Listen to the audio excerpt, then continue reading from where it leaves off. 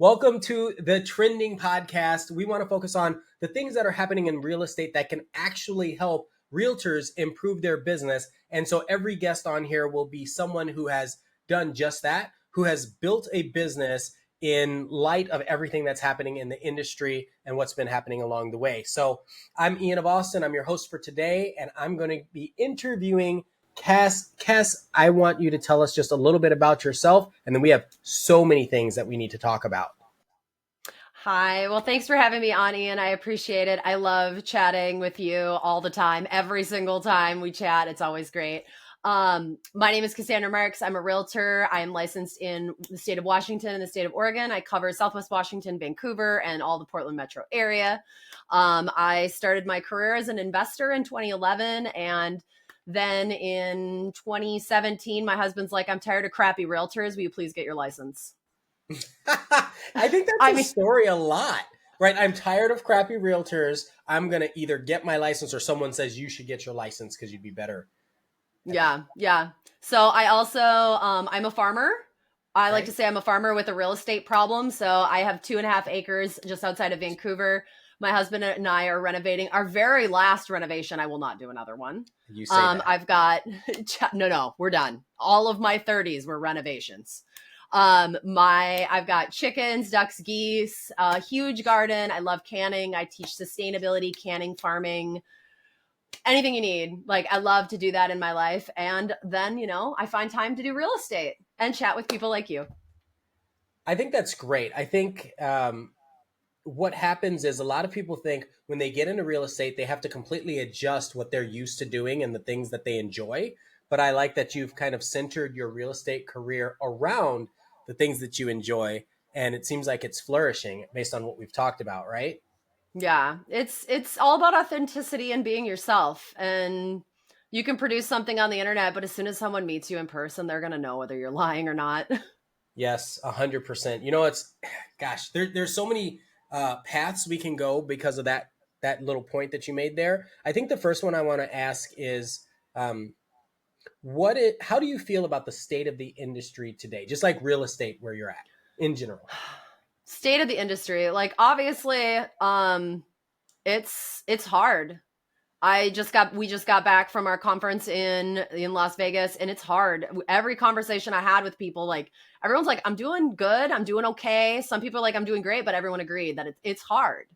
There's a lot more conversations that need to have. There's a lot more technical things you need to do. And also, like, I don't know if you want to get straight into it, but like, I'm very strong. I'm very strong and opinionated on this. I think the barrier to entry to get a real estate license is too low. I think that's a wonderful. I don't know if it's wonderful. I think that that's a very clean way to look at it. And you're absolutely right. I agree with you on that. Why do you think it's too low? Like, what do you mean by too low? So for people that there are probably people that are going to be watching this that don't know they don't understand the barrier to entry, or they might say, oh, I only need to do this to get my license. Why does that matter? So think of it this way. A doctor goes to school for 8, 10, 12 years to be a doctor. A lawyer goes to school for 8+ years to be a lawyer. There's so many professions that are very highly regarded that these people have to go to school for a very long time to establish that career. And then you see people like realtors, where literally in the state of Oregon, I had to do 90 class hours at my pace, regurgitate a bunch of information on 2 tests, and I get a license after like $90. And then all that stuff that I learned, I'm going to be really honest, not much of it really applies to actual real estate. A lot of it's just like, don't do this so you don't get in trouble. Yeah. Well, but like, people are trusting us. I mean, I don't know exactly what the price point in yours is, but like about $625 is the average price point in my market. And people are trusting us to make this purchase. People are spending $4,000 to $5,000 a month on a mortgage, and they're trusting us. So what does a person who just got their license know about buying a house?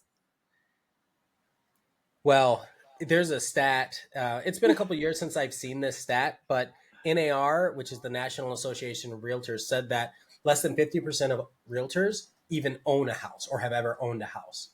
And that scared me to no end. And that's part of, like you, why I ended up getting my license after having multiple bad experiences. And I thought, yeah, I agree. The barrier to entry is way too low. I think it took me 2 weeks to get my license. I went morning and evening. I did all my classes, and I'm pretty good at taking tests within a short window.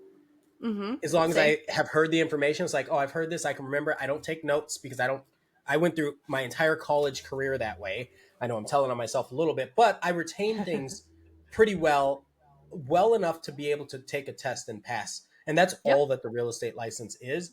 However, both you and I have been focused on continuing education. I think that that's one thing that sets good realtors apart, but that's Absolutely. not something that consumers see. They might run into a realtor and do a listing presentation or find them at a coffee shop and have a conversation, but they don't really know. The realtor could give them lip service and say, oh, I've sold 50 homes last year. It's like, have you? Nobody checks. There's no No. checks and balances. Most realtors, just this is just for the public, most realtors do not sell 50 homes a year. No. Most realtors. But the ones that do sell that many and they're doing it by themselves, that's a whole other conversation. Okay, so Absolutely. what would you say is the thing that has made you the most money in real estate? Being authentic and being myself. Okay. Because that attracts your tribe, that brings you your people that like are your number one fans, that are going to refer you, that are going to love on you, that are going to send you everyone that they know, like, and trust to you. um if you want to talk about technology wise, it's got to be YouTube. Okay, we'll come back to the YouTube thing, but why do you think authenticity is so important? And did it take you a while to find that? Yes and no. um it did take me a little bit of while to find it, like who I wanted to be, Uh-huh. because I was afraid that people wouldn't like me for who I am, because I spent a lot of my younger years.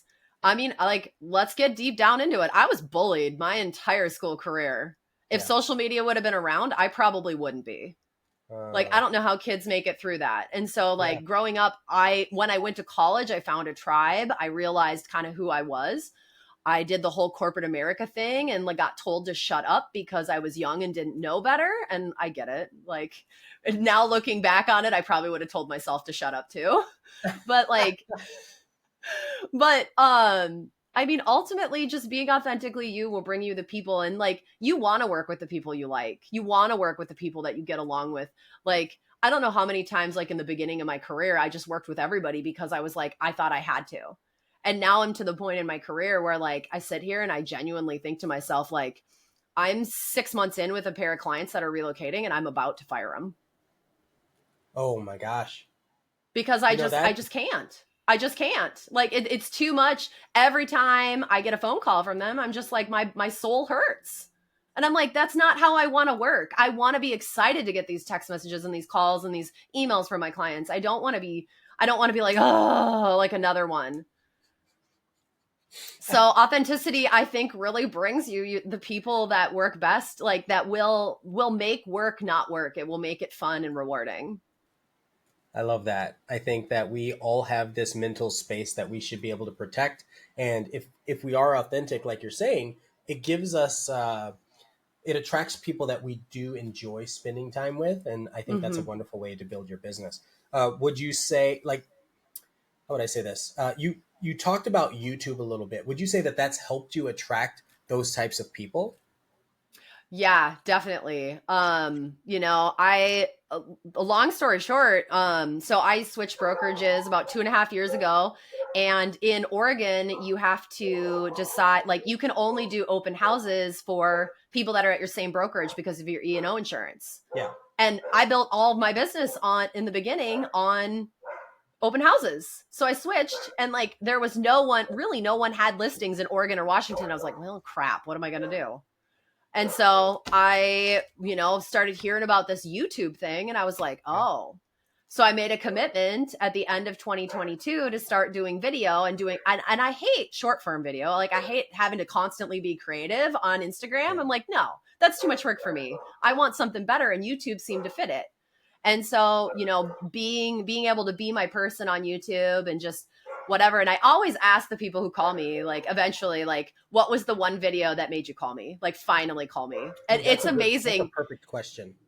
It's not ever the video I expect. It's Yeah. never the one I think. It's like always the like weird old ones that are like off the cuff, like super weird, because that's where the most authenticity is. Like when I didn't know what I was doing, or like when I was podcasting with someone else and I put it up there and we were just telling random realtor stories, people are like, they're like, she's real. She's a real Yeah. person. She's not. And I think that's going to lead us into the next section too.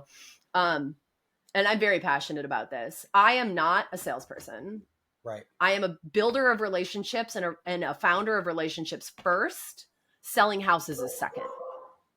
And I Yeah. think that to be a good realtor, it has to be about the relationships, because I get clients that call me and text me. Like I had one not too long ago. She texted me and she's like, I hate to text you this. She's like, I'm so sad, but like I don't I need you a recommendation because I need to put my dog to sleep.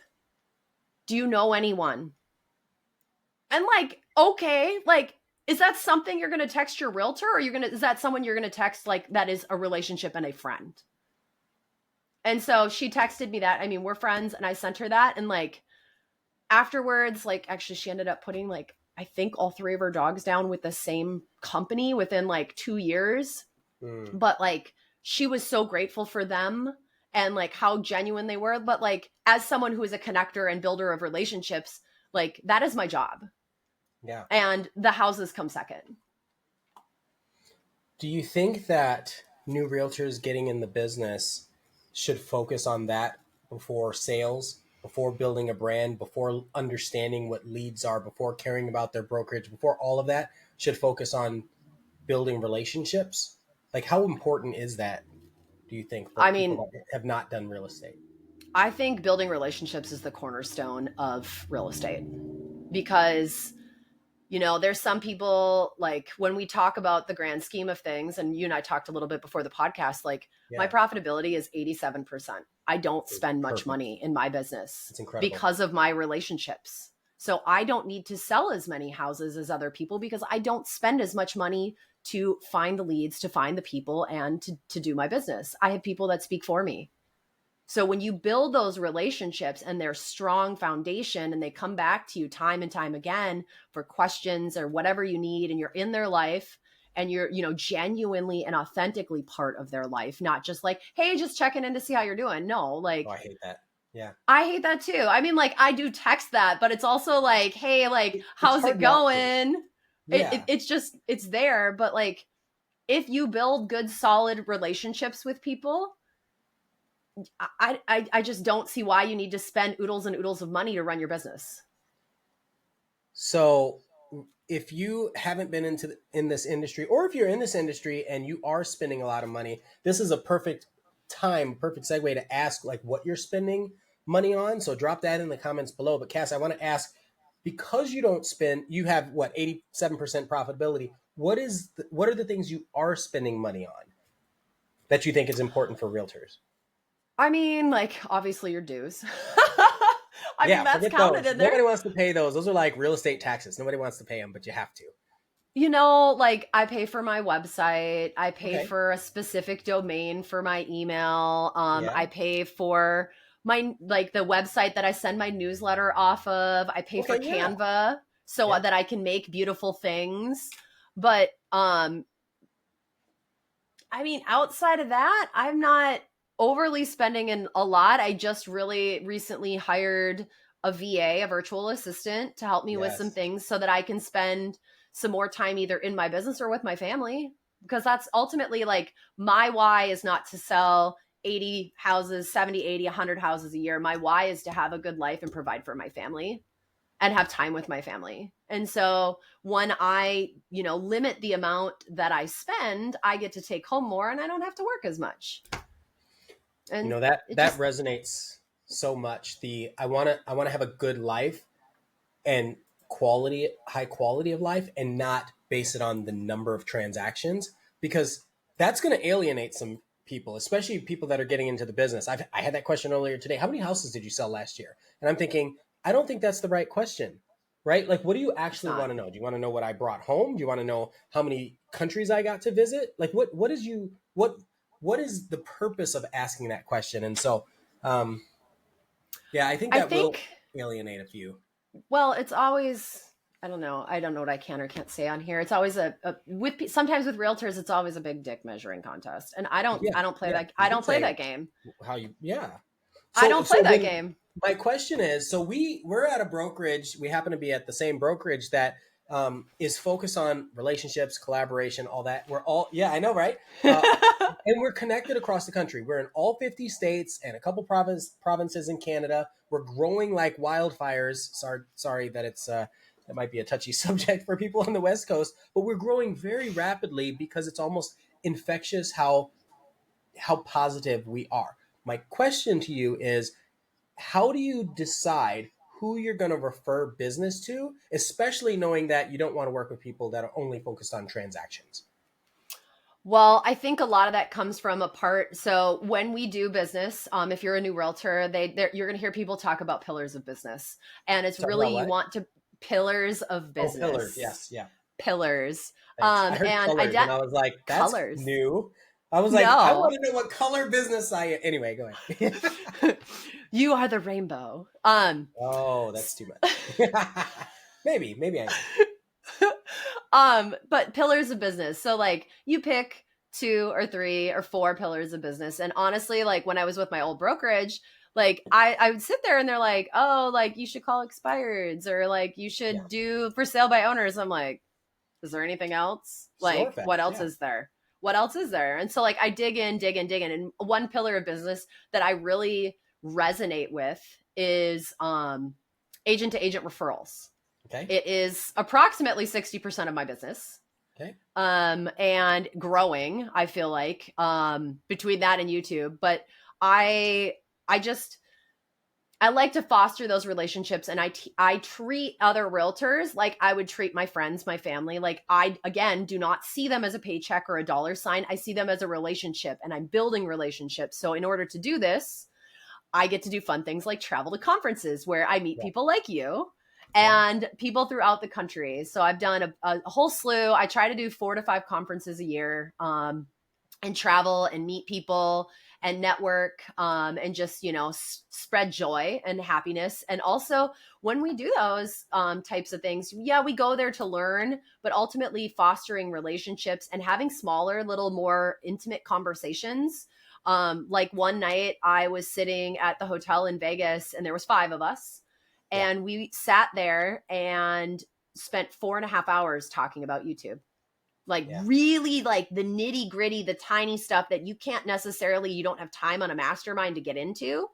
And yeah, we just really dug in on everybody's like questions and answers, and everybody had their own information, and we kind of just put it all together. And it was just really wonderful to be able to do that, because then I can take that home and help grow my business too, and make my YouTube channel better.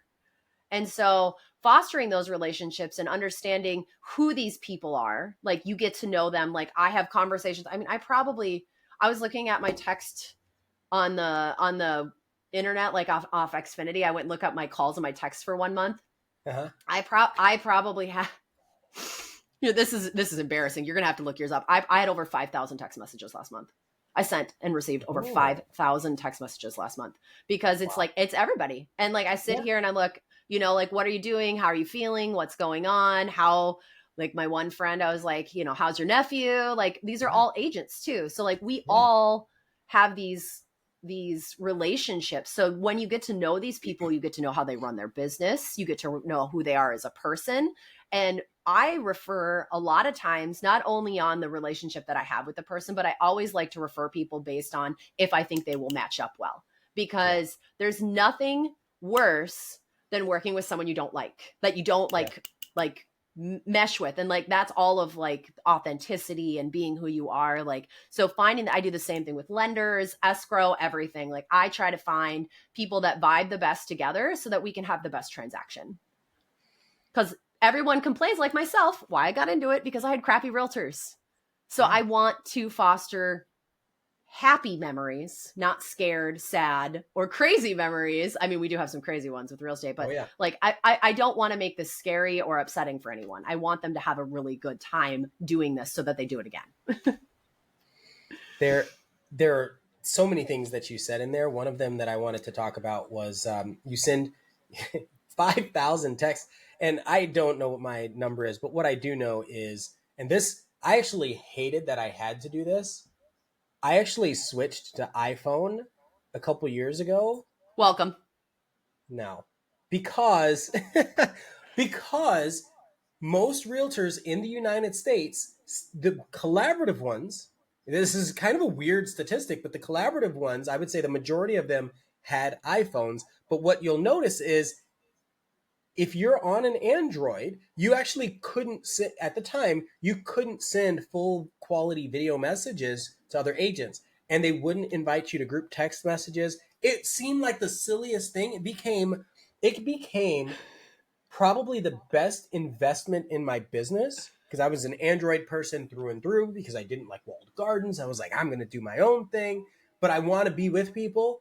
Well, I was creating that barrier for myself unnecessarily. And it was so weird because I thought Android was part of my identity because I'm a nerd, but also if I want to be part of a collaborative space, I'm joining collaborative people. Why not allow this to be part of it? Because it's just a thing. It's just a tool to Yeah. be able to communicate more effectively. So, It's really funny that you said that because it's like when I put a group chat together and it's the bubbles are green, I'm like, okay. I'm like, who's got the Android? Immediately, I'm like, who has the Android? I'm yeah, like, you're out. yeah. But they fixed it. So they fixed it. The new version of iOS, or Yeah. new as of this recording, you can now send that. Everybody just has to be on this RCS method. So Tim Cook finally let it go. Tim Cook, right? Yeah, yeah, yeah. Yeah. Anyways, I love that. So, okay, I'm gonna start asking like weird questions. Are you cool with that? I guess. How weird are we getting? No, I'll save that for a little bit. Okay, so Okay. let's start with this. What is something you used to believe in real estate but no longer do? I used to believe. I know this is a I tough one. used I used to believe that people that had been in the business 30 or 40 years knew better than me. Yes. Oh my gosh, that's a really good answer. Okay, why is that? Because you just say that just because you've been in the business longer, like you have more experience, you know more. But you know what? The world changes. We've all had different life experiences. I mean, most people don't walk in and know that I used to be in charge of $144 million a year in sales. I know how to Yeah, negotiate. Let's go. yeah, Like, yeah. so just because I haven't sold, 1,000 homes doesn't mean I can't negotiate you under the table. And Right. so, like, when people pull that card, I let them have it. I go ahead, have it. I will bury you. Like, it's Yeah. like a challenge. It's like challenge thrown up, challenge accepted. And like, I don't tell anybody, but I'm just like, let's go. Let's see how this goes. And so they think that they know better or they think whatever. But a lot of the times, what I find is that the agents that have been in the business 30, 40 years kind of just roll over because they're jaded and they just tell their clients what to do. And like that's not the best in like they're not necessarily always in the best interest of their client. They're just trying to Sure. get another paycheck and get to the next one. And like I will say there are times I've gone through some really nasty negotiations and the next one transaction that I go through I'm like, "Oh gosh, is this going to be this again?" And like I'm like you sit kind of on edge, but like ultimately I must remember that like I love what I do. And it Yeah. allows me a lot of latitude to enjoy the life that I have and Yeah. people are trusting me and so I need to be at the top of my game at all times. The top of your game. I think that's something that separates. I'll say separates a good realtor from a lot of the rest is to continuously improve on the things that you know, which is why we have so much training and why we focus so much on, um, I guess, just learning in general, learning whatever we can, and going to these different conferences. There are a So I lot have of a question. conferences. No, I have a question for you. I go haven't ahead. seen your email signature. Do you put all your acronyms behind your name? The alphabet soup, I do put a lot of them there because we are still in what's considered a superficial industry. I am like the antithesis of that.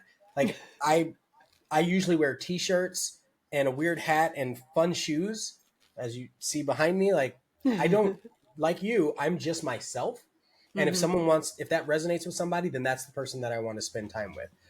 But there are some people that see the word broker, or they see that you're a pricing strategist, like whatever these alphabets are, soups are that we've taken all this training for. At the end of the day, what is the experience we have respecting the other agents while still making sure that the clients win? And when I say the clients, it doesn't just have to be our clients. It's both clients in most Hmm. cases, right? Like, how do we make sure that that's a win for the people that are trying to sell, the people that are trying to buy? And if we can do that, we've done a good job. So, yeah, I put that in there, but I have so many people that have said, oh, where are you a broker? It's like, that's not the right question. I've had brokers that have been in the business. I used to have a team of about 14 agents. One of them was a broker that had been a broker for 25 years, something like that. First off, they were grandfathered into being a broker because they were that old. Their license number was just that low. And second, they skirted the most rules out of anybody I knew that actually they ended up getting fired because they didn't know what any of the rules are because they weren't adapting with the times. It's like, you can't do that anymore, right? Like you actually haven't been able to do that for a decade. That's very illegal. Sorry, that struck a chord because people, they, like you said, they just base it off of the little bit of knowledge that they have. They think they're keyboard warriors, and they're like, oh, I know this, I know this, I know this. Let's go. And you're like, hold on, calm Yeah. down. I actually know what I'm talking about. Let's make sure that this is the right answer for everybody. So Well, and that circles us back to what you said earlier about continuing education, like how it is extremely vital. And like when someone, either a seller or a buyer, asks me, like, they'll ask me, oh, how many sales did you do last year? I'm like, and yeah, like you said, it's that I don't think that's the question you want to ask. The yeah, question is how can I best represent you compared to everyone else? Well, yeah, I spent a lot of money to become a certified negotiation expert after yeah. years in corporate America negotiating. I now have the designation, which I do not put behind my name because I do not want other brokers to know. That's the main thing. It's on a lot of my paperwork when I hand out to like buyers and sellers, but it's not in my signature because I don't want other brokers to know what I'm coming to the table with. That's actually really interesting too because we have to play this game a little bit between the clients versus the other agents. And you're right, like there are people that try to be bulldogs until they understand that I also, like, you have this corporate background. Uh, I have the certified negotiation expert. Like I have these types of things, but they don't understand. They think because my license number is X, and it's not as low as theirs are, or I haven't been in the business as long, they think they can bulldog Yeah. and roll over us. And they just start out of the gate with some aggressive conversation, and I'm like, hold on, this is not the right conversation. We need to adjust our language because we're in a professional situation and we're both trying to represent our clients to the best of our abilities. I don't like the tone that you're taking, and this Mm-hmm. doesn't work for me. Right. Blah blah blah. It's very funny that you say that story. Like I remember, so it was back during the pandemic, like 2020, when we couldn't go anywhere or do Oh anything. yeah.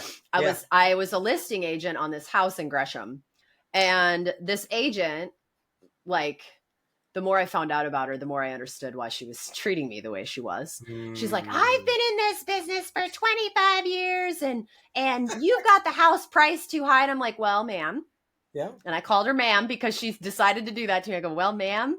I was Yeah. like, I was like, your client's willing to write an offer at that price. My client's willing to accept an offer at that price. I'm like, so we need to take our emotions out of it.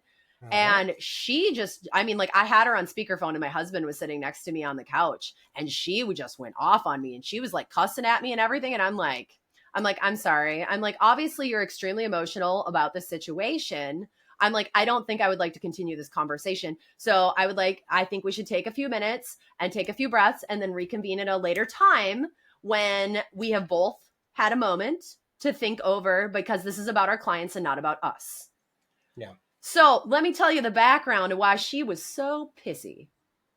Why? Her kids and the kids of my clients grew up together. They played together. Oh, They were and then best use her. friends because they didn't like her. They didn't think she was a good realtor, even though she had been in the business 25 years. I was better because I brought something to the table that my clients wanted.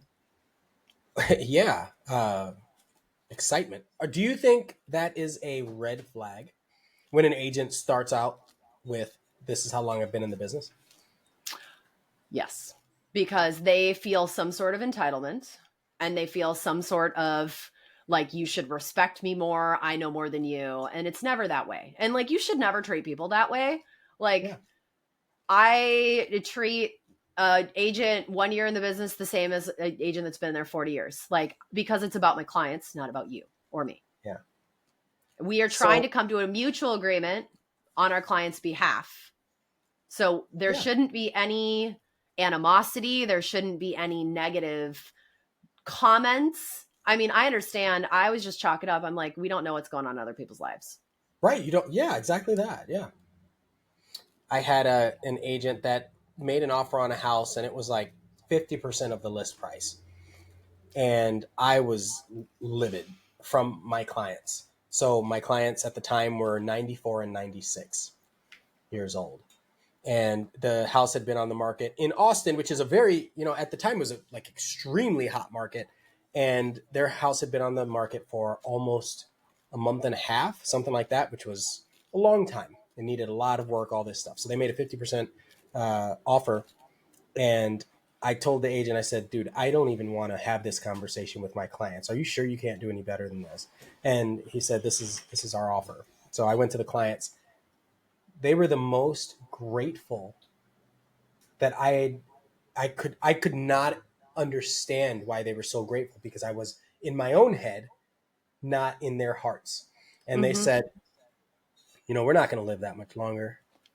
We we don't want it. It's stressful having to get out every time we have a showing, and we don't want to deal with the house. We just want to let it go so we can move on with our lives and plan for our future. And I was like, that hit me like you would not believe. But it's Yeah. just like, that's the thing. It's all about, like you said, our clients and what their needs are, well beyond what we think is right for them. Mm-hmm. And an agent that has all this experience and they throw it in your face, I feel like they're just throwing, they're focused on what they are and not what their clients need at that point. It's just Yeah, the and they wrong way also to go. like, that's just the wrong attitude to have too, because we're both doing the same job, which is representing our clients. And Yeah. what makes you superior in representing your client versus me representing mine? There's no difference between us. We are doing the same job. We are representing our clients. So it does Well, not make unless you've you, been licensed for 12 days and you have zero history in any capacity, and your knowledge is something to be questioned. But overall, yeah, an agent that's done a little bit of business or a variety of deals or has a corporate background generally are pretty solid. yeah. So here's my question next. So we have a lot of people that are in this industry that are going through I think we're going through an attrition situation. And so with that, we'll have a lot of turnover. We'll have a lot of newer people getting in. Earlier, you said that you love going to conferences. It helps you build a lot of relationships and your referral base. What about the agent that's brand new and they don't have the resources to go to these conferences? How do you feel they should spend their time? Do you have any suggestions for like books, for things they should do, any of that, classes they should take? Like, what would you recommend to them? So books, I first of all, I don't read. We'll be really Okay. honest with you I'm right an there. I Audible don't guy li- myself. Yep, So I can't even do that. I have a really, I really, books. My attention span is that of a gnat when it comes to reading. And if I'm going to read something, it's not going to be like something to make me a better person. It's going to be like some sort of like sci-fi fantasy book that doesn't exist, and got it's it. just like another world. Okay. So, but when it comes to, starting in real estate, especially I think it depends on how much experience you have with real estate in general. There's a Yeah. lot of different avenues. Like, I come from a construction background as well. So does my husband. And that's why we kind of got into the remodeling thing, is because we didn't have the money to buy the really nice house. We had the money to buy the crappy house, and like learned things off YouTube University on how to do some things, Yep. and then obviously had others. But learning, I would say find someone that you look up to, a mentor. someone, whether you're going to be on a team or someone you can shadow if you've got a friend that's a realtor or something.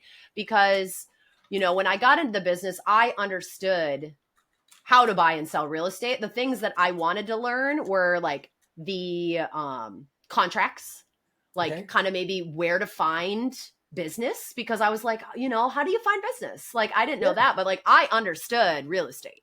I understood like what you can and can't ask for, how construction works, concessions, all that stuff. I understood all that. So I think that finding someone that would help you out in learning that and being by your side, because I think that what's the stat, like 80+% of realtors don't make it through their first 2 years. And I think it's because, like we said, there's a low barrier to entry, but there's also not a book on how to be a realtor. Yeah. So you need to There's a find couple of them, but someone. they're not very good. It doesn't give you as much as you need. And with the ever changing landscape, I mean, come on, can you tell me that there's like, if you sat down and read is there a huge book about AI right now? Probably not. It's a lot of masterminds. It's a lot of, being with other people and being in the trenches right now. There's not like a 450-page journal on this is exactly how you do it to use AI to become a realtor. All right. Like, you just gave me homework. And you're going to write that book? Yeah. Awesome. Yeah. I won't read it. Sorry. Yeah, I know. That's all right. And then I'll narrate it on Audible, but then I'll also create a Cliff Notes summary that I'll put on YouTube, and then I'll send to you. How about that? I'll just drop the book into ChatGPT and have it summarize it for me, and I'll read it in like magazine style. Like, poop, here's your 14 bullet points. Cool. That's what I need. Perfect. But like, I really think that, and this is what I tell people when they come to me and they're like, I'm thinking about doing real estate. I'm like, cool. Do you want to shadow me for a couple days? Like, you can come on my appointments. You can come and see if this is what you really want to do. Because like one gal that I was friends with, she's like, you're here every Wednesday and we do Wine Wednesday. And I was like, yeah. And she's like, do you ever work? I'm like, yeah. As soon as I leave here, I'm on the phone and I'm working. I go, but I make it a point because this is the life that I've built. Is that coming and having wine with you and my girlfriends once a week on the porch is important to me. So I schedule that into my time, but I don't ever stop working. Right. Like, so, being able to understand what a daily schedule is. So I took her out for a couple, I was like, you can come with me for a week. She lasted 2 days and she never got her license just because she just thought like, oh, we're going to just go show pretty houses and sell things. And I'm like, that's not what it is. Like, you have to decide which pillars of business you want to use. You need to stay in contact with people. You need to sometimes throw events and like it's work. And the pretty houses is like 10%. Most of mine are really crappy. I mean, I get a couple pretty ones here. Maybe it's 5%. Yeah. That's so I definitely walked through an investor special yesterday. I thought I was I had my face covered. It smelled really bad. Please tell me about it. Like, you have to elaborate on that. You can't just say investor special. Because, again, these are people that some people might be delusional. They might think that they're going to have all the free time in the world and they're only going to see pretty houses. We need to knock them down a notch and say, here's the truth. So tell me about this investor special. Well, the truth is I got the one real flu on my way home and the work never stopped. So what did I do yesterday? Yesterday morning, I was calling all of my clients, like going through, seeing where everybody's pre-approvals were, like checking on them. Cause I was kind of out of town last week. So I was making sure everything was good. And then I had clients that were like, well, I have one set of clients that want a fixer-upper and that's the house they want. So I went on to the real estate investment network that I've got here in a Facebook group. And I started looking through there to see what people had available. And I was like, oh, this looks like a good one. And so I messaged the gal and I was like, hey, do you still have that available? She said, yeah. She sent me everything. So I go and I drive over there and it's pouring rain outside and I pull up and there's a carport, but then there's like random 2x4s holding up the carport. I'm like, well, I'm not pulling my car in there. Absolutely not. I'm not even going to walk under that.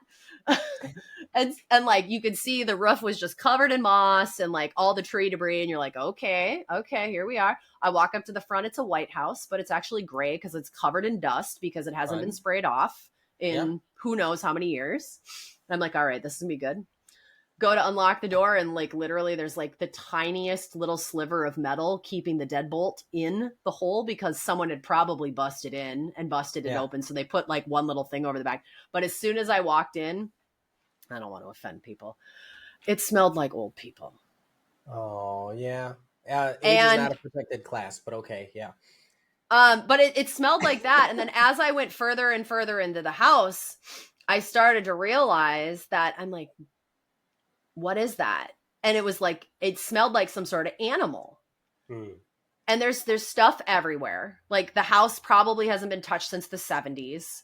Like all the wallpaper, there's like the orange, like weird shag carpeting. Uh-huh. And I'm like, I'm like, what is going on? Well, then I get into one of the bedrooms and the window was open and there was a dead animal Oh, in the okay. bedroom. And Nice. I thought it smelled like old people. It actually smelled like animal death. I was like, oh, this is great. And there's just stuff everywhere. And I'm like, it's like half hoarder house. I'm just like, I don't know what's going on. Like, I'm like trying to look through all the boxes and all the stuff to like see the bones of the house and like put a number to the house of like how much my clients will have to spend to remodel. And I'm like sitting there like adding it up in my head. I'm like, okay, cabinets, flooring. I'm like, is the subfloor squishy? Like, are they gonna have to put new subfloor on? Like, Yep. what's Yep. going on? And I'm like, as I walk into other rooms, there's more smell. And I'm like, I bet you they had a cat and I bet you it urinated. So you're probably gonna have to change out the subfloor. And I like all these things that you have to like everything in your body and it was a little moldy. It had like this moldy smell. So I'm like, I bet you the Boy, roof is I bet you the roof is stacking. leaking. I'm like, oh my gosh. And she told me like there's probably only about 3 years left on the roof. And I was like, Hmm. okay. I'm like, so I texted her and I was like, do you think this will finance? And she's like, no. And I was like, okay. I was Yeah. like, it's questionable. It was very Yeah. questionable. It probably Yeah. would have financed conventional, like if we cleared it out. The roof I'm a little sketch about, but she said they'd do some repairs on the roof and see if we Yeah. could get it to finance. But yeah, it was interesting. I was like, "Did you know you have a dead animal?" It was like a squirrel or something. I was like, "Do you know you have a dead animal?" I didn't get too close to it. I just saw it and it was laying, it wasn't moving. I'm like, "I'm good." I was like, "Did you know you have a dead animal in the bedroom in the back?" She's like, "No." I'm like, "Yeah, there's a broken window. I'm not sure what happened." She said no. Plausible deniability. She knows. Oh, she knows. Oh, Oh, she she knows. Come on. knows. So I have a question for you. What moment in and this is complete in arbitrary. This is not even a segue. I'm just let Oh, me be I'm clear now. excited. I'm like, where are you going with Yeah, this? Like, let's do. What do you do? there's so many things that I want to add. You have such a fascinating history, story, and way that you explain and articulate the things that you've been through that I'm like eager to ask. Oh, what about this? What about this? Because I Oh like these gosh. types of questions. Okay, so Okay. and you're very real, figuratively and literally. Woo! So it's really cool. Okay, so this one's a kind of a deeper question. What moment in your professional life kicked your butt into gear? Because I know we all have that. Okay. So I was at I was in corporate America Mm, and I was in charge of $144 million a year in sales. And I was working 60 to 70 hours a week on salary mm, for this company. And I had an opportunity with a friend. I have a degree in marketing before social media existed. So I know how to buy like bus same. benches and like write Uh-huh. all sorts of fun copy, but nothing Uh-huh. other than that. Um, he was doing a startup and he wanted me to do some of the marketing for him. And so like I had been kind of moonlighting about 10 hours a week. Well, I'll openly tell you that the 10 to 15 hours a week that I was working for him, I was making the same amount of money as I was working my corporate job. Yeah. And so I went on a little trip with he wasn't even my boyfriend at the time, and he is now my husband. We went on a snowboarding trip for our birthdays. And while I was in Tahoe snowboarding, I had to think long and hard about if I was going to come back from that trip and quit my job because I could not keep up both jobs. And I decided to quit my job because I then could work from anywhere. I was making the same amount of money or just a little bit less than I was. And I was only working like 10 to 15 hours a week. I could do it from anywhere. He wanted me to travel and go to like conferences and stuff with him. And I'm like, cool, I Yeah. get to travel a little bit. I can do whatever I want. When I truly got kicked into gear was I went in crying because I did like my boss. And I Okay. told him that. So then they brought me into HR. And the HR lady sat down across from me and said, what do we need to give you to stay? Ooh, okay. And I said, because I had been promoted from an assistant to a category manager in 11 months without asking. I did not ask for that promotion. I was given it. And they demoted the previous category manager to give me that Ooh, position. job stealer you. Okay. Oh, yeah. It was great. That was the worst 11 months of my life. And they said, what do we need to give you?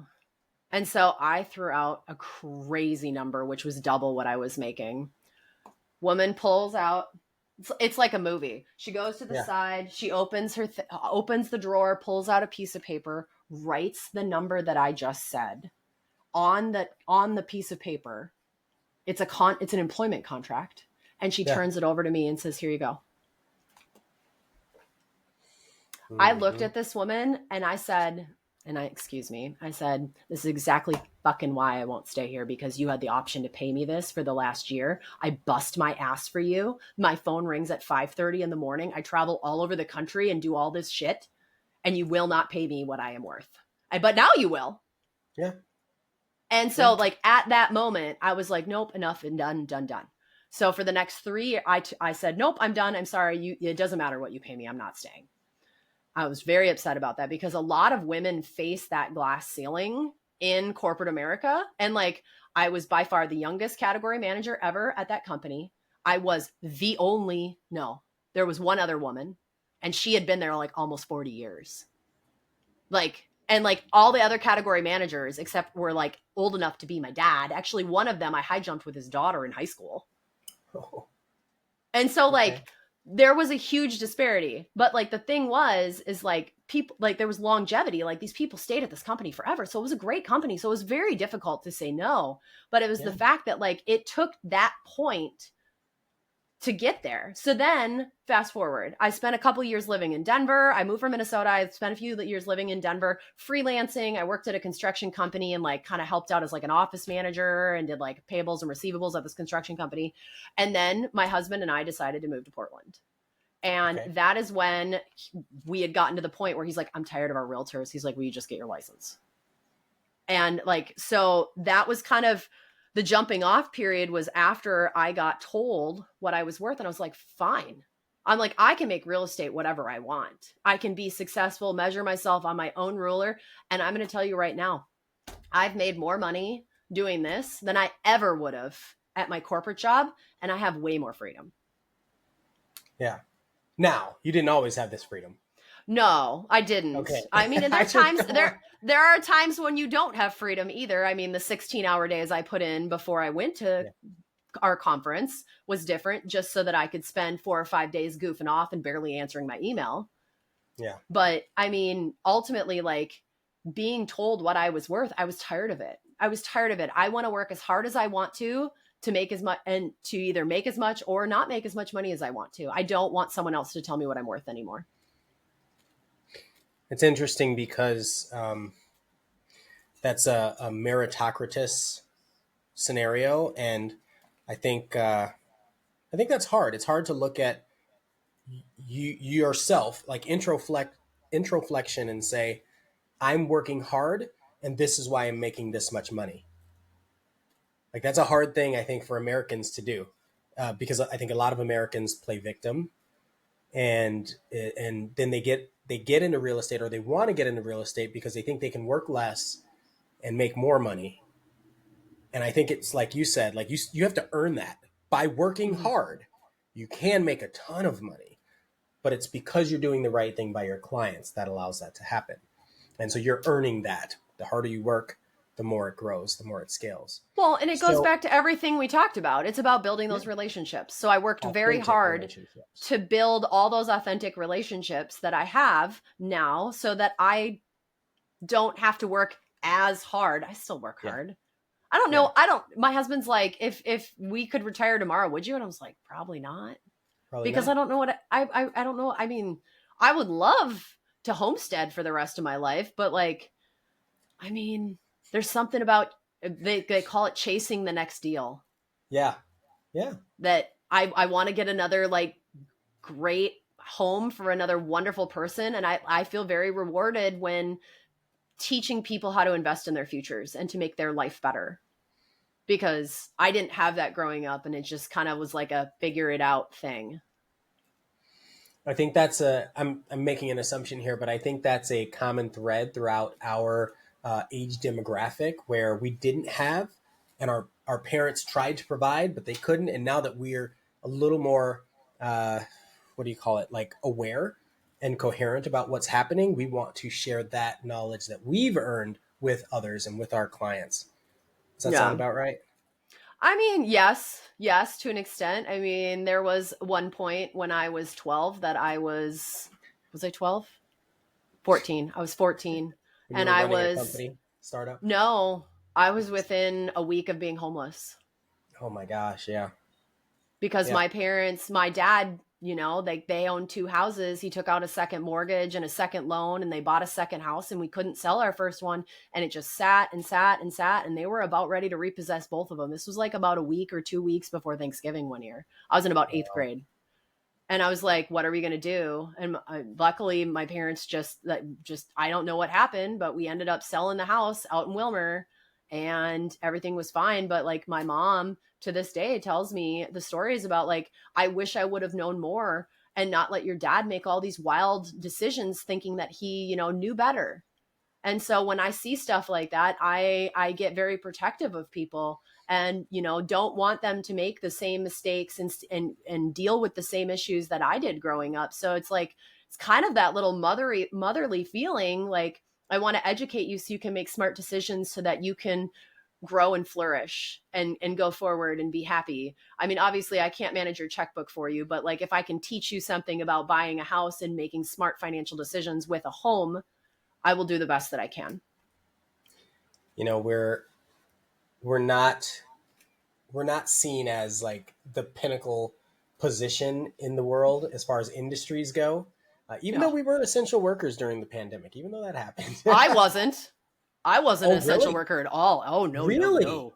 There Oh, we was were four in months. Texas. Nope, there were Oh, 4 months that I sat around and drank margaritas and farmed. oh no. In Texas, they were like, "You're essential. Homes need to happen," and they let us go wild. Obviously, we had to follow certain protocols and everything, but they did not restrict our ability to do our job, which is Ian of one Austin reason why. gone wild.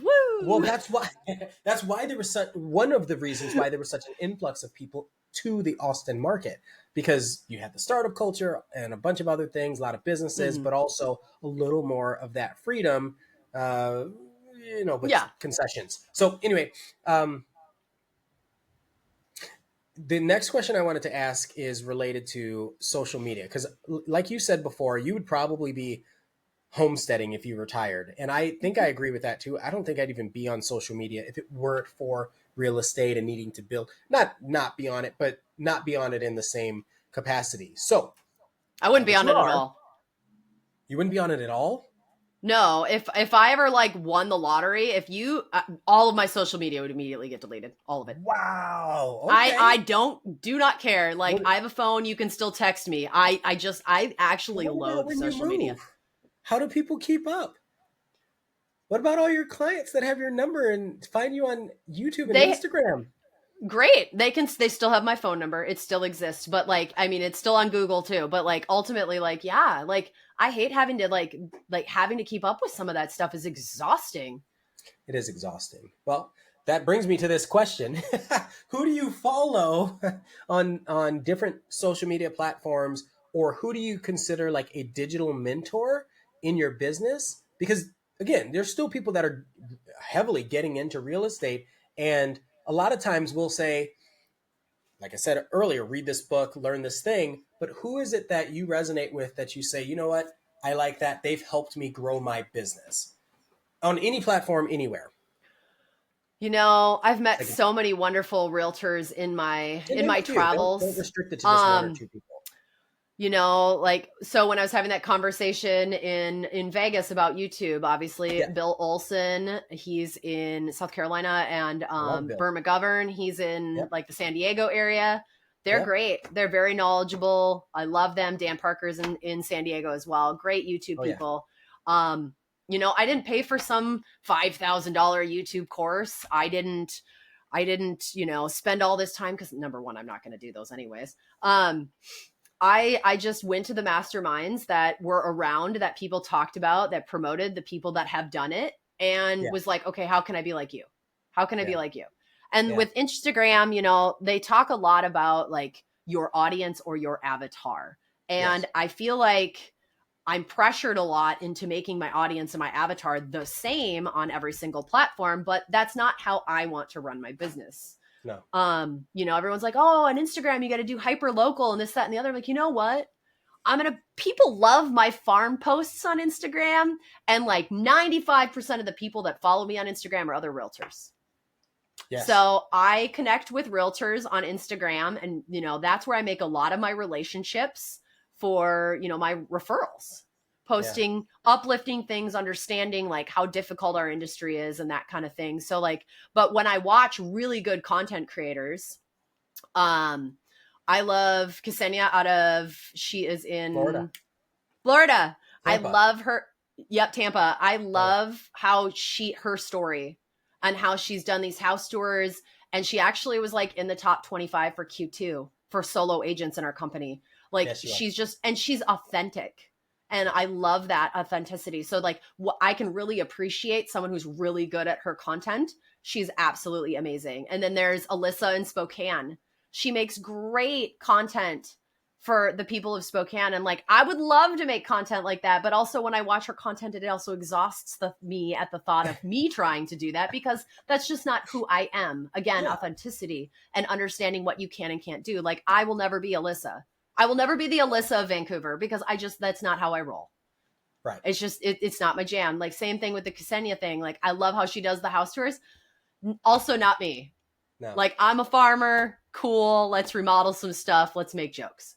And so finding that authenticity, other people, I mean, I love following everybody, because there's a guy, you know him, Party Marty from yeah, oh Chicago. yeah. He's from Chicago. That's where I'm from, right? So yeah, I know Marty. I love Marty's content. Like, I mean, he does some funny stuff. He's got funky colors. He's true to himself. So I think mostly the people that I love following are the people that you can authentically tell it's them.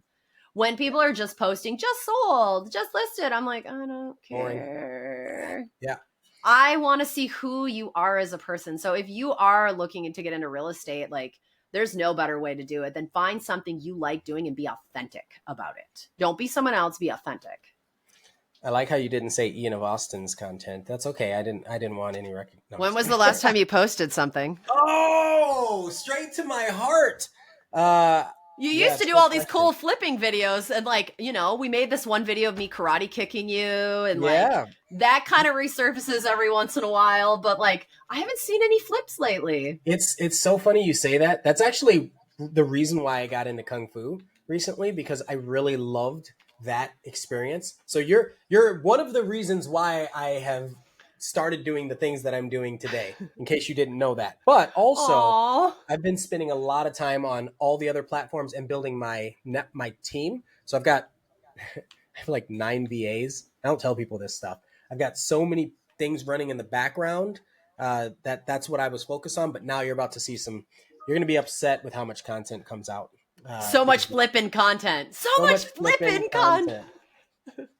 Okay, so the next question I would have is who do you follow outside of real estate? Because those are real estate people that give you inspiration, but you can't take all of your inspiration from real estate. And I think that's one of those things that creates blinders for realtors. It's like, no, no, no. If you can get a fresh take from people outside of the industry, that might improve the content because you're already watching stuff. You're already looking at stuff. What is that stuff? What do you watch that's outside of real estate that empowers you in your content in your business? Ultimately, I'm not a huge consumer of content. Really? No, like I don't, like I've got 3 different YouTube channels, and like I never watch anything on YouTube. Really? Well, you did say No. YouTube University when you were learning flipping, so that's a good one. Yeah, it's just like I'm looking how to do this. Like, okay, I look that up. But But my that's it. husband, but like That's my it. husband, like, Do you think that's a good thing for other realtors to know? You already had the luxury of having the construction background. A lot of realtors mhm, don't have that. yeah, So you're like this worldly person that comes into real estate. And a lot of hands people are on. like, I'm starting off. What do I need to learn? It's like, well, why don't you learn something about real estate? So these flippers and stuff like that. Do you recommend that people watch that kind of stuff today? No, because like I was like, okay, so let me explain to you. So like the stuff that I was learning was extremely technical, like Okay. how to tile a bathroom. Like it's not like, and it's not fluffy. It's Yeah. not like HGTV. That's all bullshit. Which so Um, don't watch that, right? Okay. no, I mean that's great. It's almost as accurate as watching Selling Sunset in real estate life. There it is.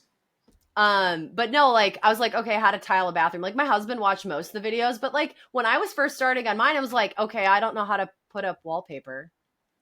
Yeah. And so like I wanted to learn how to put up like wallpaper. I wanted to learn how to put like a backsplash together or how to refinish some trim, the best way to refinish trim.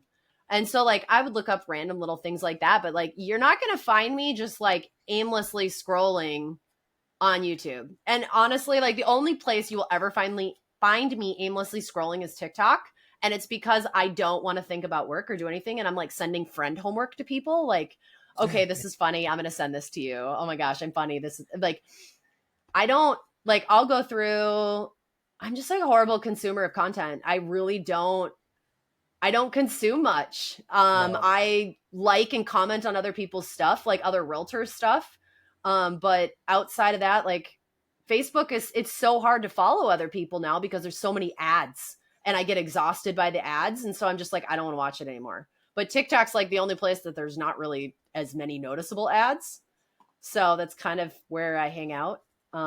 Sorry, that was a disappointing question for you. It's not. I'm going to defend you a little bit because I think you're not giving yourself enough credit.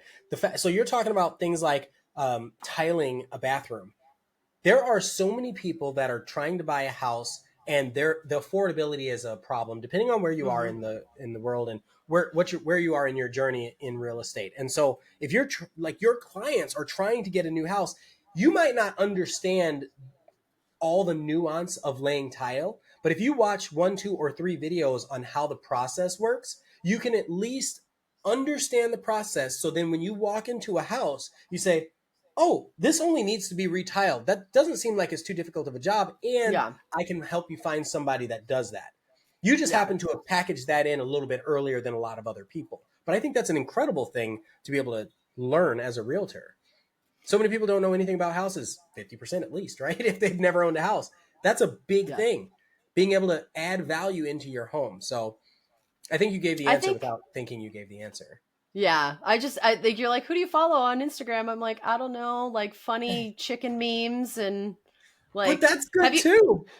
And that, have you seen the video of like they have the music and then the chickens like bob their heads? Like that's like some of my favorite content right now. It's like you know, different songs and like chickens dancing. I'm like, okay, let's do that.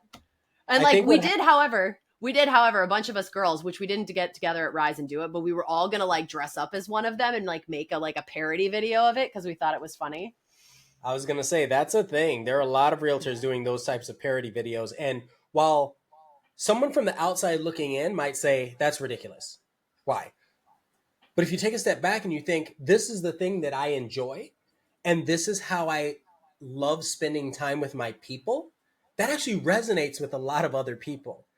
So even if it's not real estate related, it's still related to real estate. I know that's kind of a weird Well, I'll phrase, give you an but it example. really is. I've got another example of that. So, like, Okay. about a year and a half ago, it was like last summer, there Yeah. was like this TikTok chicken army thing that was going around.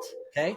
I totally stitched in on that with my army of chickens, and See? everybody loved it because I was like, Yep. I am Cassandra, the mother of chickens. Yeah. And like, And and I'm not saying you do this, but you could turn that into you do or don't do this, but you could turn that into a full niche. I help people that love chickens. Like that, there are so many realtors that have these little sub niches and subgenres of their business, and I'm like, really, you made a whole company off of that? Condo Cal and people like that. You're like, what?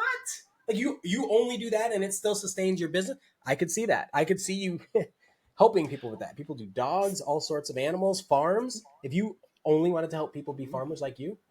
Speaking of chickens, Uh-huh. did I don't recall, did I give you one of my t-shirts while we were down in Vegas? Oh yeah. I hunt. I was gonna say, where is it? I actually have it sitting right here because I was gonna put it on for another video I was doing later. But yes, I wore it all on the last day of the conference. I Well, did it. share it. Share it. Hold it up. Do you want me to go? I got one too. I can share Yeah, it. you do it. Okay. So let me start by saying, first off, it was breast cancer awareness. I wasn't aware that that was the thing, and so when you told me that, I said, you know what, absolutely. And so, and I'm obviously going to graciously accept anything that you give me because you've done that same thing for me, and we get along, and I think you're an incredible person. So I like the shirt. And then it was breast cancer awareness, which brought awareness to me, and I was completely oblivious. And then I saw that it was funny. And that was just like icing on the cake. I'm like, this shirt is hilarious. So now please share. So it was inspired by some other content that I have seen. Okay. Well, you know, I am the best clucking agent. Great. Chickens. I've got my, Yes. you know, my chickens Yeah. just hanging out in the pocket, but like ultimately. And then that was, it's because like you've been echoing throughout this entire conversation is you have to be yourself. You have to be your authentic self. I mean, you don't have to Yeah. be, but it makes life so much more enjoyable, especially in real estate where it's often a high stress environment for your clients and you have to absorb that stress. Yes. That's your job. Very Your much. job is to make it easier for them. And that's how you bring value to people in this world. One way to bring value to people in this world. Yeah. All right. And So now I'm going to go ahead. It's ultimately funny to just like make really aggressive eye contact with someone and pull that down and see what they say. Oh, it's great. Yeah. Well, and then will they actually look at it? Because, well, first off, I don't know if people can tell off of this podcast, but you're a tall woman and I'm a short dude. That's it. That's all I'm going to say. The end. The end. Full stop. I think let's go. What else you got? There's a lot. We can go on that one for a little bit. But so do you know who Tim Ferriss is? Nope. Okay, little shout out to Tim Ferriss. He wrote a book called The 4-Hour Work Week, and that was almost one of those life-changing books for me. He had a podcast series and a blog series. One of the things he asks on his podcast, I actually like bringing that into conversations that I have because it really kind of hits home for me. So I'm going to ask you, this is a deep question. Ooh, another deep one. This is a deep one. What do you want on your tombstone? Oh, geez. I know. What do you want people to remember about you and to think about you as you move on from this life?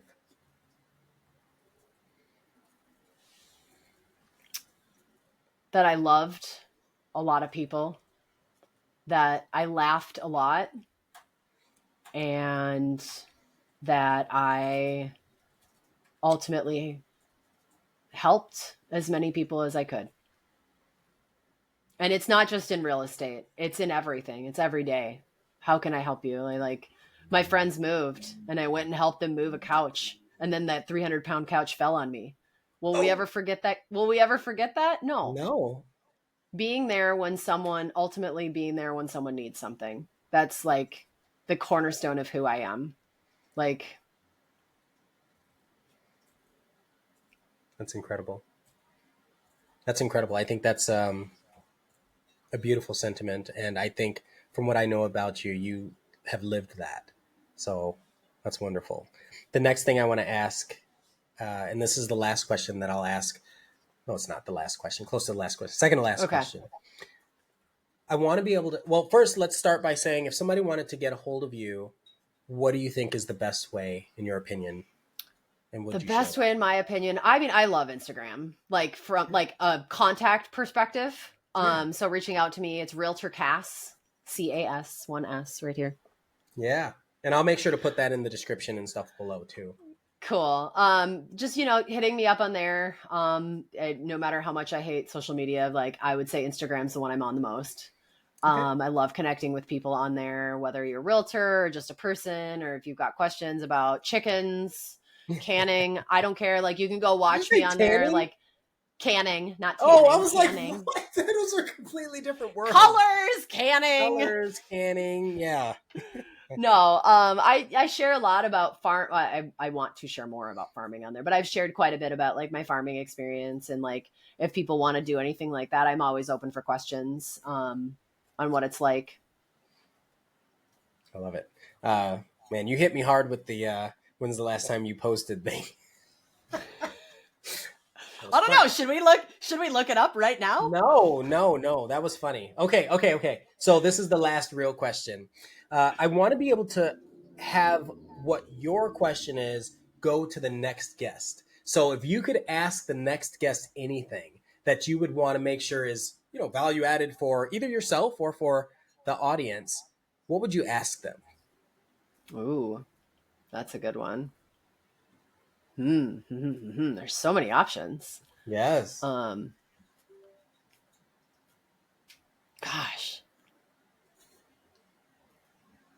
I mean, like I always just go to the question like, why are you the best person for the job? And I didn't say real estate. I just said, why are you the best person for the job?